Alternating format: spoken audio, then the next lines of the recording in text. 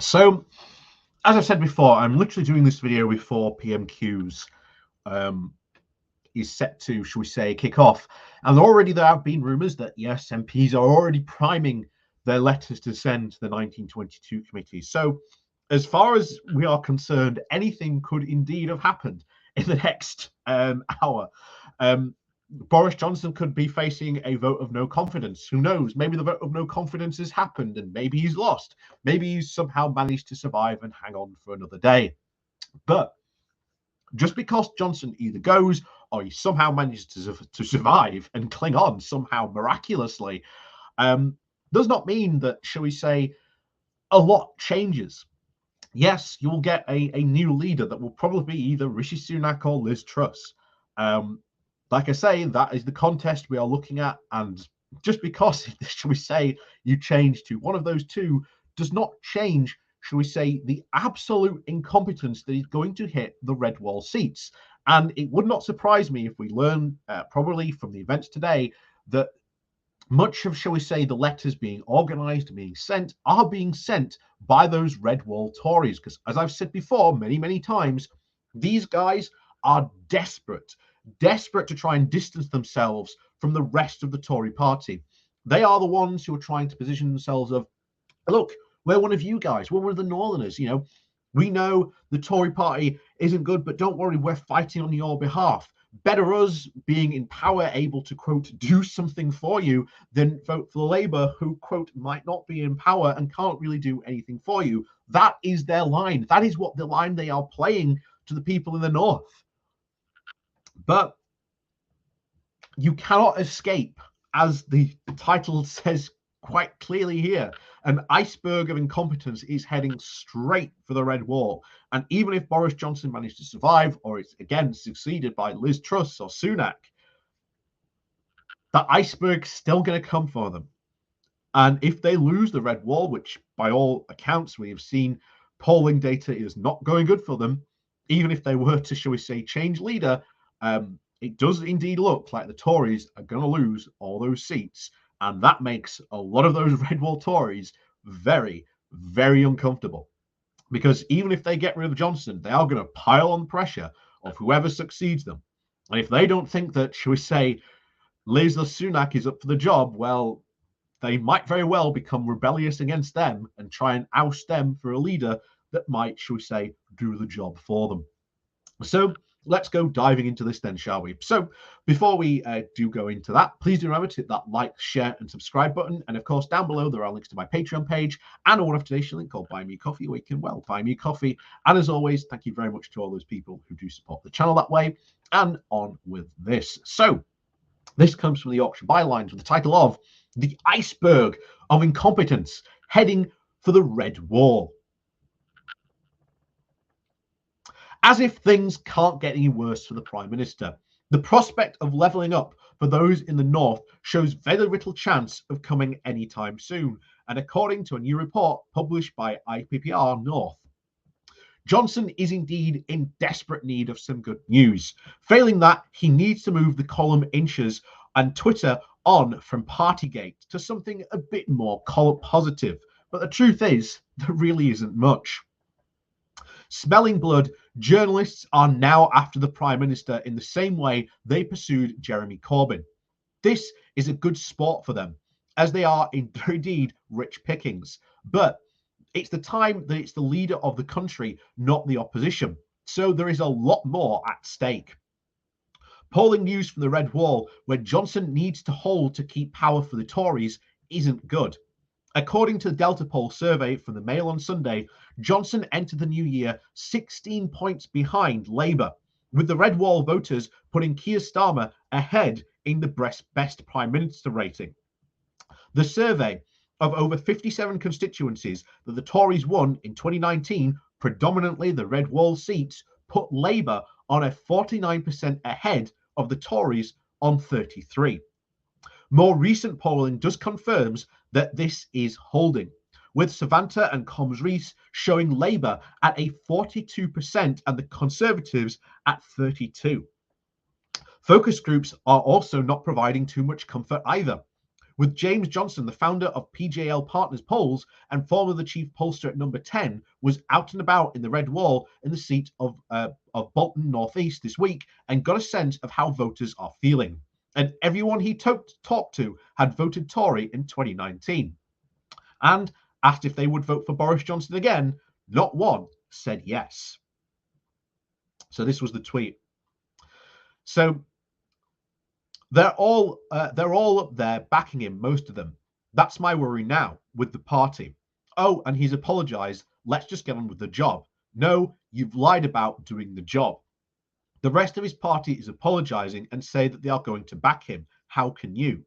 My concern is if all the Conservatives are now standing behind him, how do we have confidence in them? Are they just going to sweep it all under the rug too? Everyone had voted Tory in 2019, asked if they would vote Boris again now. Not one person put their hand up. Of course, this is all up against the backdrop of the news again that number 10 appears to have partied its way through lockdown. The initial public reaction is anger, and Johnson does hope that he can ride this out and move on to more terra firma slightly. But the anger is not just coming from voters, it's clearly coming from visibly within his own party. And thus is particularly the case of those MPs in the Red Wall seats who are now beginning to sense how vulnerable they are. On the 10th of January, Ben Houghton, the Tory mayor of the Tees Valleys, wrote in the Times that the MPs needed tangible evidence of progress on the government's promises of investment, jobs and progress, especially in the left-behind northern constituencies. This week even went as far as suggesting that some Tory MPs are thinking of doing a chicken run to Labour before the next election. And although with this sort of polling for Labour, it probably doesn't need them. Today, the IPPR North reported will do little to actually calm their fears.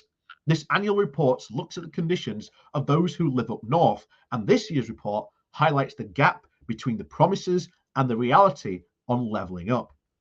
There are some stark facts and regional divides that are growing across many measures. One of the most apparent things is the shortfall of the money. In 2021, the allocation of the Levelling Up Fund and the investment was just £32 per person in the north, against a drop in council tax spending of £413 per person over the last decade. Similarly, every job created in the north, almost 3 were created in London and in the greater South East.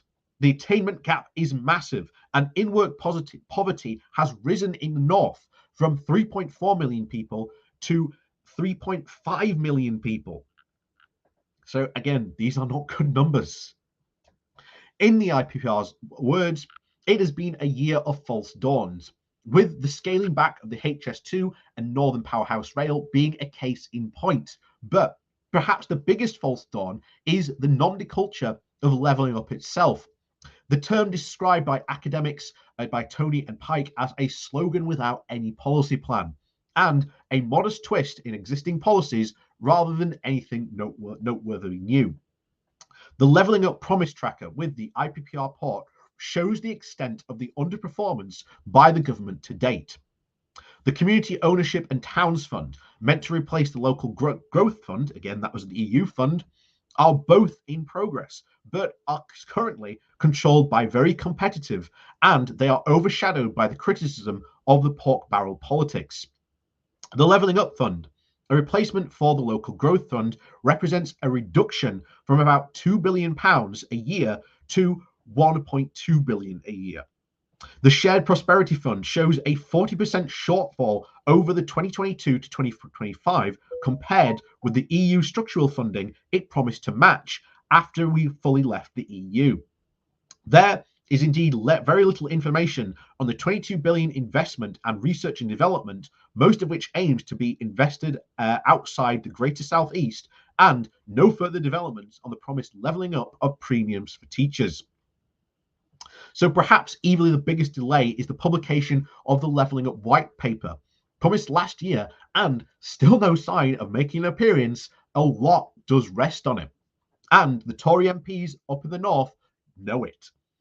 John Longhurst, the strategic director and place for Bradford MDNC, told the Local Government Chronicle, The Levelling Up white paper is now the real acid test for the government after stating that it will level up its central mission 3 months ago when it created the new department.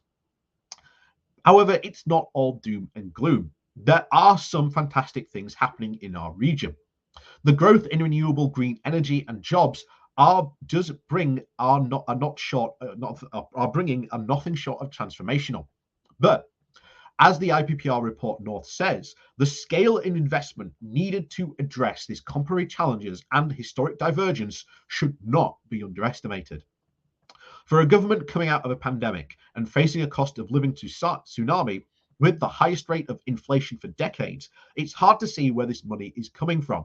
And today's news that over £4 billion worth of taxpayers' money was fraudulently claimed during the pandemic could be written off by the Treasury is not a good look for this government.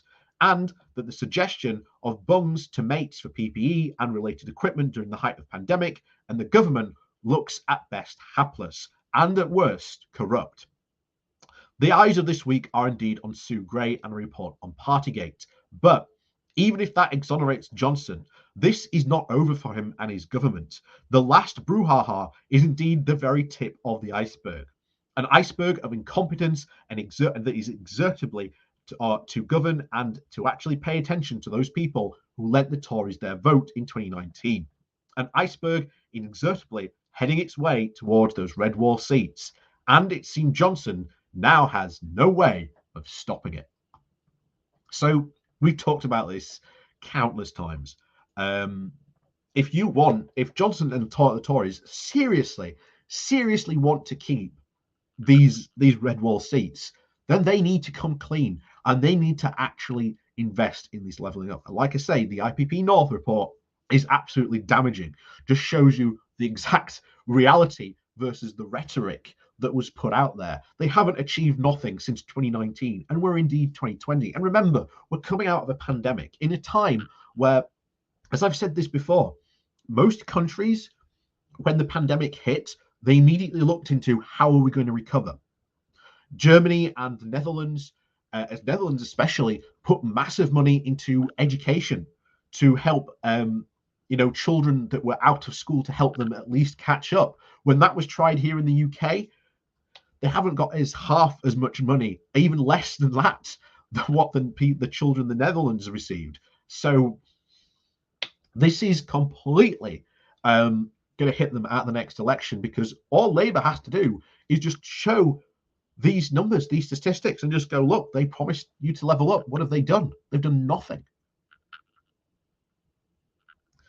And, the next election is really everything to play for Labour. And even if, like I say, let's say, Johnson's been ousted now. Again, future prediction. Let's say he's been ousted, and Liz and it's either Liz or Rishi that's in charge. They're still going to face the same problems here.